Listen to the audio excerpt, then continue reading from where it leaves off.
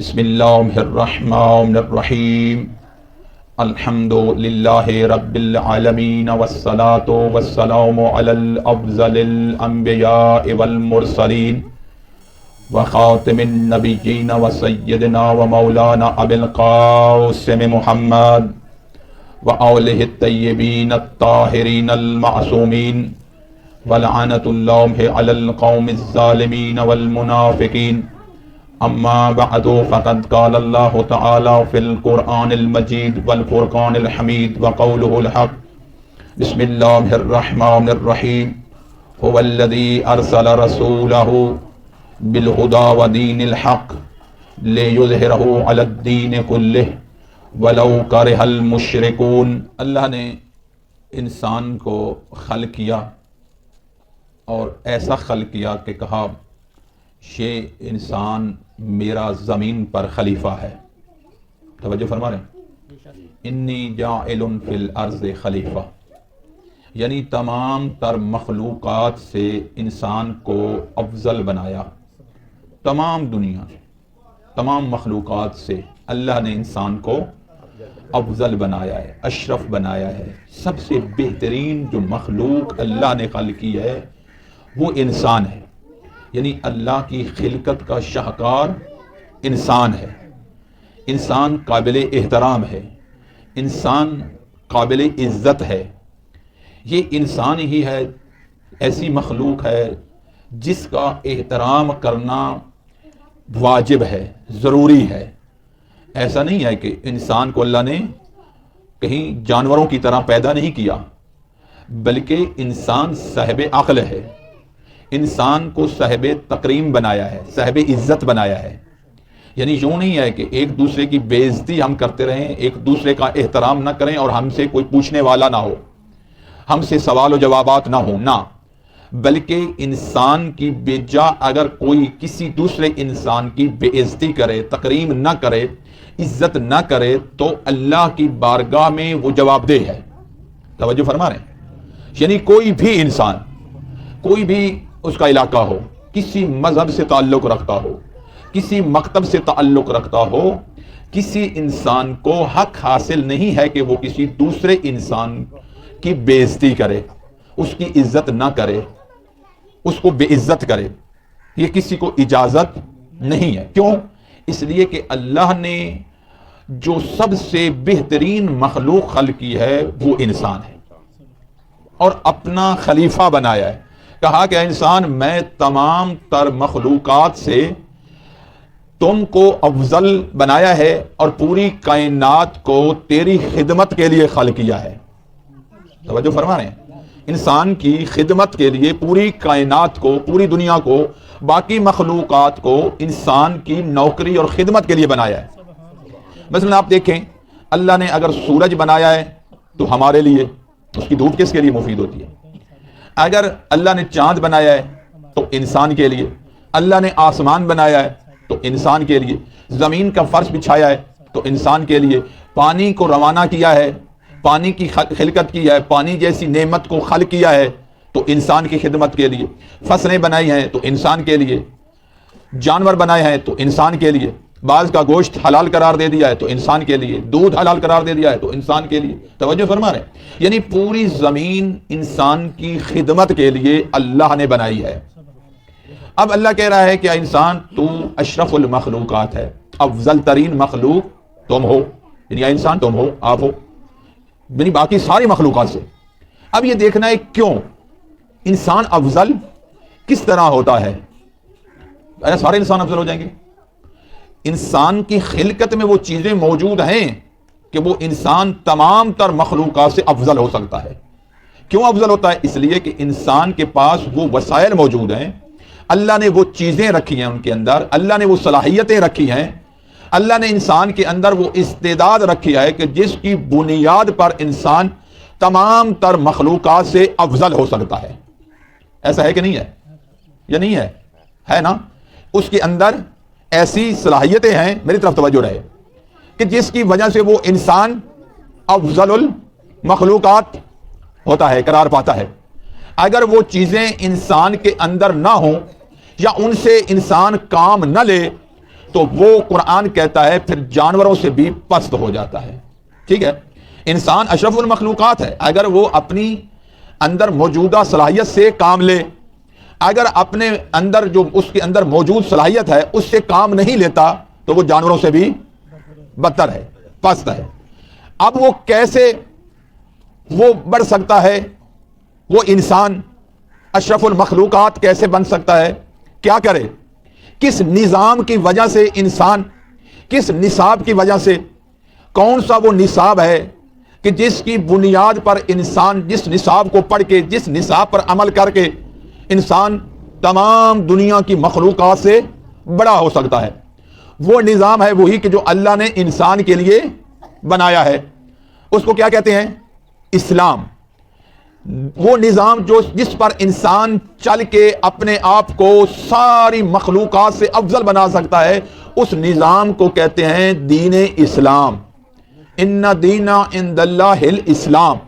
اللہ کہہ رہا ہے کہ انسانوں کے لیے جو میں نے نظام خلق کیا ہے جس کو دین اسلام کہتے ہیں، یہ نظام انسان کے لیے بہترین نظام ہے جس پر وہ چل کے اس دنیا میں بھی کامیاب ہو سکتے ہیں اور آخرت میں بھی کامیاب ہو سکتے ہیں. وہ کون سا نظام ہے؟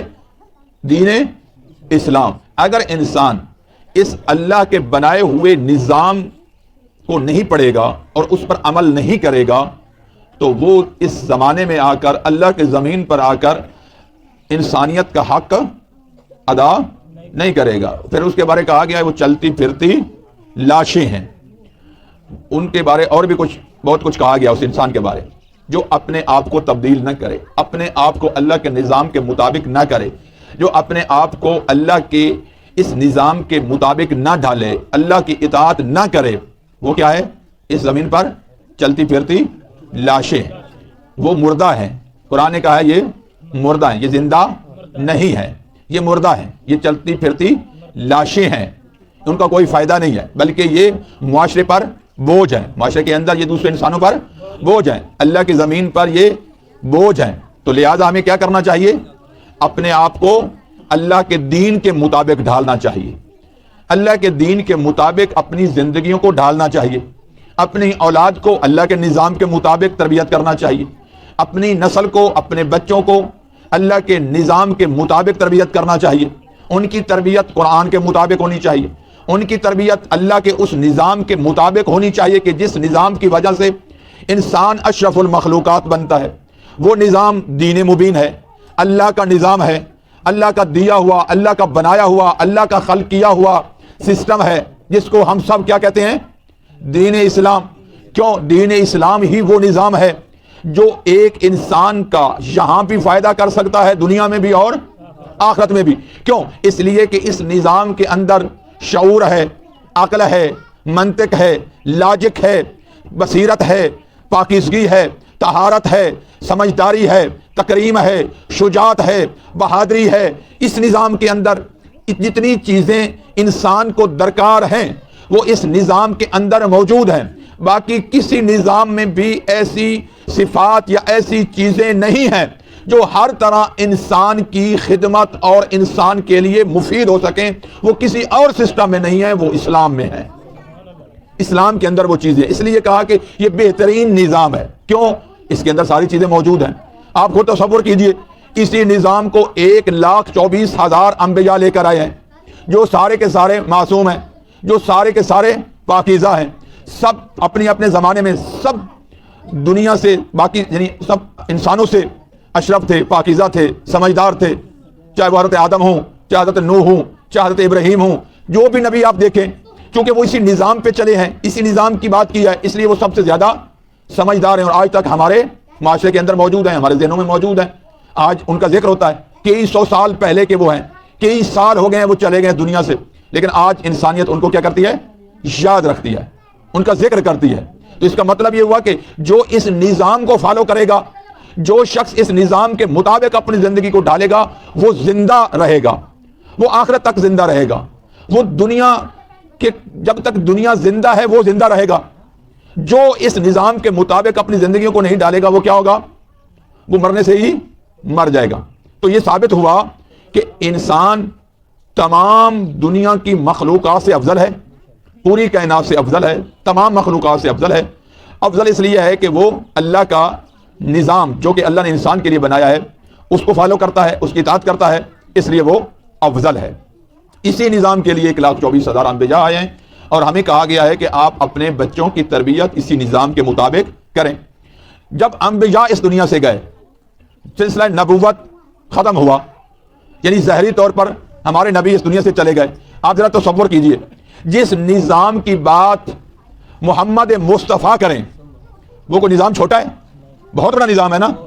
یعنی جس نظام کے لیے محمد مصطفیٰ صلی اللہ علیہ وآلہ وسلم ہمارے پیارے نبی جس نظام کے لیے پتھر کھائیں، جس نظام کے لیے لہولہان ہوں، جس نظام کے لیے قوم ان کا بائیکاٹ کرے، 3 سال وہ شیب ابی طالب میں گزاریں، وہاں درختوں کے پتے کھائیں، توجہ فرما رہے ہیں، کبھی طائف کے میدان میں جائیں اور وہاں اس آبادی میں جا کے اس نظام کی بات کریں، دین اسلام پھیلانے کی بات کریں، اور لوگ آگے سے پتھر ماریں اور وہ لہولہان ہو جائیں، جس نظام کے لیے مجنون کہا جائے، اسی نبی کو نعوذ باللہ دیوانہ کہا جائے، تو اس کا مطلب یہ ہوا کہ یہ نظام دوستو بہت بڑا ہے۔ آپ ذرا تصور کیجئے نا کہ یعنی ہم لوگ اس نظام سے، مسلمان اس سے بھاگیں۔ دیکھیں میں فرقے کی بات نہیں کر رہا، کوئی بھی فرقہ، لیکن اسلام کو تو مانتا ہے نا، پیغمبر اسلام کو تو مانتا ہے نا، دین اسلام پر ایمان رکھتا ہے نا، جس فرقے سے بھی تعلق رکھتا ہو، اسلام یہ مسلمان تو ہے نا، وہ بھاگے۔ جس نظام کی بات ہمارے نبی کریں اس کے لیے وہ تکلیفیں برداشت کریں، مشکلات برداشت کریں، مصائب برداشت کریں، اس نظام سے ہم بھاگیں، اس سسٹم سے ہم بھاگیں، اور ہم کہیں کہ ہم نماز نہیں پڑھیں گے، ہم قرآن نہیں پڑھیں گے، ہم اچھی محافل نہیں برپا کریں گے، ہم اپنے بچوں کو دین نہیں سکھائیں گے، اپنے بچوں کو ہم حیا نہیں سکھائیں گے، اپنے بچوں کو حجاب نہیں سکھائیں گے بچیوں کو، اور اپنے بچوں کی تربیت پیغمبر اسلام کی تعلیمات کے مطابق نہیں کریں گے، تو کیا یہ پیغمبر سے انصاف ہے؟ یا رسول اللہ سے انصاف ہے؟ یا ہم نعوذ باللہ ثم نعوذ باللہ پیغمبر اسلام سے زیادہ مقام رکھتے ہیں؟ نہیں، وہ اللہ کے بعد سب سے عظیم ہستی ہے، اللہ کے بعد کائنات میں سب سے بڑی ہستی کو محمد مصطفیٰ کہتے ہیں۔ اگر وہ محمد مصطفیٰ اسلام کے لیے دیہاتوں میں جاتے ہیں، جنگلوں میں جاتے ہیں، آبادیوں میں جاتے ہیں، لوگ ان کو پتھر مارتے ہیں، لوگ ان کو لہولہان کرتے ہیں، لوگ ان کو بے عزت کرتے ہیں، لوگ ان کی بات نہیں مانتے، تو ہم کون ہوتے ہیں کہ ہم اسلام پر نہ چلیں؟ تو اس کا مطلب یہ ہوا کہ یہ نظام انسانیت کے لیے اتنا مفید ہے کہ جس کے لیے پیغمبر اسلام زحمات اٹھا رہے ہیں، تکلیفیں اٹھا رہے ہیں۔ تو پیغمبر اسلام کے بعد کیا؟ پیغمبر اسلام کے بعد پیغمبر اسلام کے جانشین ہیں اصحاب اخیار، پاکیزہ ٹیم ہے اصحاب اخیار کی، جنہوں نے قربانیاں دی، جنہوں نے اپنا مال لٹایا دین کے لیے، پیغمبر اسلام پر، دین کو پھیلانے کے لیے صعوبتیں برداشت کی۔ یہ پیغمبر اسلام کی پاکیزہ ٹیم ہے۔ اہل بیت پیغمبر اسلام کے بعد مولا علی علیہ السلام، مولا علی علیہ السلام کے 11 بیٹے، سلسلہ امامت، پہلا امام مولا علی اور ان کے 11 بیٹے، انہوں نے دین بچایا، قربانیاں دی، کربلا برپا ہوئی، کربلا میں امام حسین شہید ہو گئے۔ توجہ فرما رہے ہیں؟ یہ وہ دین ہے جو ہم تک پہنچا ہے دوستو۔ ہم کہاں جا رہے ہیں؟ ہم آپس میں اختلاف، آپس میں اس انداز میں زندگی بسر کرتے ہیں کہ دین کی پرواہ نہیں ہے، ہمارے ذہنوں میں دین کا تصور ہی نہیں آتا، اس طرح ہم عمل ہی نہیں کرتے، ہم اپنی زندگیوں کو دین کے مطابق ڈالتے نہیں ہیں، ہم اپنے بچوں کو ایسے چھوڑ دیتے ہیں، پتہ نہیں کیا بن رہے ہوتے ہیں، دین کے مطابق نہیں تیاری کرواتے، اپنی تیاری بھی نہیں کرتے، ان کو بھی تیار نہیں کرتے، ان کی بھی تربیت نہیں کرتے، جن کے لیے اتنی قربانیاں دی گئی۔ امام حسین کربلا میں سب کچھ قربان کر دیا، امام حسین نے اتنی قربانیاں دی، سب آپ جانتے ہیں، ڈوبتے ہوئے اسلام کو بچایا۔ جب کوئی نہیں مان رہا تھا تو امام حسین نے کہا میں قربانیاں دے کے اس اسلام کو بچاؤں گا، امام حسین نے بچایا۔ پھر امام حسین کی آگے اولاد امام سجاد علیہ السلام، یا اسی طرح 12 اماموں نے۔ یہ کیوں ایسا ہوا؟ اللہ فرما رہا ہے هو الذی ارسل رسولہ بالہدی ودین الحق، اللہ وہ ہے کہ جو اپنے رسول کو نظام ہدایت دے کر اور دین حق دے کر بھیجا ہے۔ وہ کیا ہوگا؟ کیوں بھیجا ہے؟ لِیُظْہِرَہُ عَلَى الدِّینِ کُلِّهِ وَلَوْ کَرِہَ الْمُشْرِکُونَ، تاکہ وہ دین باقی تمام ادیان پر، تمام نظاموں پر غالب آ جائے، تاکہ وہ نظام باقی نظاموں پر غالب آ جائے، وہ نظام کامیاب ہو جائے، اسلام کامیاب ہو جائے۔ حتیٰ کہ یہ چیز وَلَوْ کَرِہَ الْمُشْرِکُونَ، اگرچہ یہ چیز مشرکین کو اچھی نہ لگے، اسلام نے غالب آنا ہے۔ توجہ فرما رہے ہیں؟ یہ اسلام نے غالب آنا ہے۔ تو کیا آیا ابھی اسلام غالب آ گیا ہے؟ پوری دنیا پر غالب آ گیا ہے؟ یہ جو فرمایا هو الذی ارسل رسولہ بالہدی ودین الحق لیظہرہ علی الدین کلہ ولو کرہ المشرکون، یہ کہا کہ دین تمام ادیان پر، تمام باقی نظاموں پر غالب آ جائے گا۔ کیا آج اس زمانے میں اللہ کا یہ دین، پیغمبر اسلام کا یہ دیا ہوا نظام کیا پوری دنیا پر غالب آ گیا ہے؟ نہیں آیا نا۔ تو اس کا مطلب یہ ہے کوئی ہستی آنے والی ہے، اس کا مطلب یہ ہے کہ کوئی بڑی ہستی آنے والی ہے کہ جس نے پیغمبر اسلام کے اس خوبصورت نظام کو، اصحاب اخیار والے نظام کو، انبیاء والے نظام کو، خدائی نظام کو پوری دنیا پر قائم کرنا ہے۔ اس نظام نے پوری دنیا پر غالب آنا ہے۔ وہ کوئی آنے والا ہے جن کے ہاتھوں یہ غالب آنا ہے، وہ ہستی کون ہے اس کے بارے میں معلوم ہونا چاہیے نا۔ اگر وہ آج آ جائے، اس زمانے میں ہمارے پاس آ جائے، تو ہمیں پہچان تو ہونی چاہیے، ہمیں معلوم ہونا چاہیے کہ جو پیغمبر کا جانشین ہوگا، جو پیغمبر کے بعد پیغمبر کے نظام کی بات کرنے والا ہوگا، جو اسی طرح پاکیزہ ہوگا، جو اسی طرح طاہر ہوگا، جو اسی طرح عالم ہوگا، جو اسی طرح دین کو جاننے والا ہوگا، متقی ہوگا، پاکیزہ ہوگا، طاہر ہوگا، دوسروں کو پاک کرنے والا ہوگا، کوئی ہے نا ایسا آنے والا ہے نا۔ یہ تمام کتابوں میں، اسلام کی کتابوں میں بھی، اسلامی کتاب جو مکتب یعنی دین اسلام کی بات کرتے ہیں، جو اسلام کے پیروکار ہیں، یعنی مسلمانوں کے مذہب میں، یعنی اسلام اور مسلمانوں کی کتابوں میں بھی، اور غیر مسلمانوں کی کتابوں میں بھی یہ بات موجود ہے کہ آخری زمانہ ایسا ہوگا کہ جس میں، توجہ فرما رہے ہیں، ایک ایسا منجی بشریت آئے گا، یعنی بشریت کو نجات دینے والا آئے گا۔ یہ نبیوں نے بھی کہا ہے، پیغمبر اسلام نے بھی فرمایا ہے۔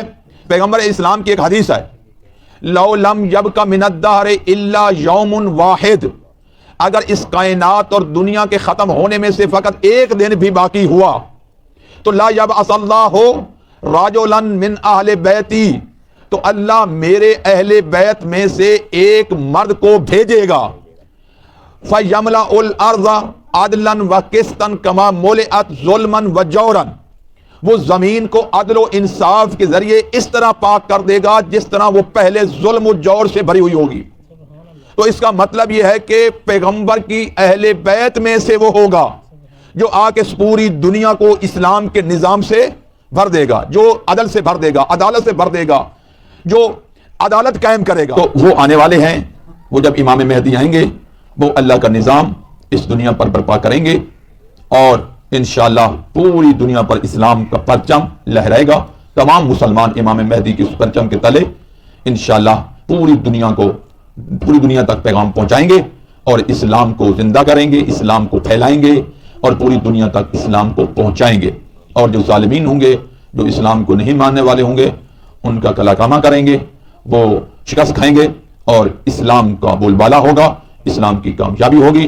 وہ اس شرط میں ہم اس امام کا ساتھ دے سکیں گے جس طرح پیغمبر اسلام کا ساتھ اصحاب اخیار نے دیا ہے، اصحاب کرام نے دیا ہے، سب کچھ قربان کر کے اسلام کے پرچم کو بلند کیا تھا، اپنا مال قربان کیا، اپنے بچے قربان کیے، اپنی جانوں کا نذرانہ پیش کیا ان اصحاب کرام نے پیغمبر اسلام پر۔ اسی طرح جب پیغمبر اسلام کے یہ بیٹے تشریف لائیں گے اور روئے زمین پر اسلام کے پرچم کو لہرانے کی بات کریں گے تو ہم میں سے وہی اس امام کے ساتھ ہوں گے جو قربانیاں دیں گے، جو اسلام کو پڑھے ہوئے ہوں گے، اسلام کے مطابق عمل کرتے ہوں گے، اسلام کے مطابق اپنے بچوں کو تربیت کیا ہوگا، اور ان کے بچے اسلام کو جاننے والے ہوں گے، دیندار ہوں گے، دین پر عمل کرنے والے ہوں گے، دین کو سمجھنے والے ہوں گے، پاکیزہ ہوں گے، طاہر ہوں گے، اچھے انسان ہوں گے، وہ اس امام کا ساتھ دیں گے، اور جو اچھے نہیں ہوں گے وہ امام کا ساتھ نہیں دیں گے اور اسلامی لشکر میں شامل نہیں ہوں گے، اور وہ اس دنیا میں بھی نقصان اٹھائیں گے اور آخرت میں بھی نقصان اٹھائیں گے۔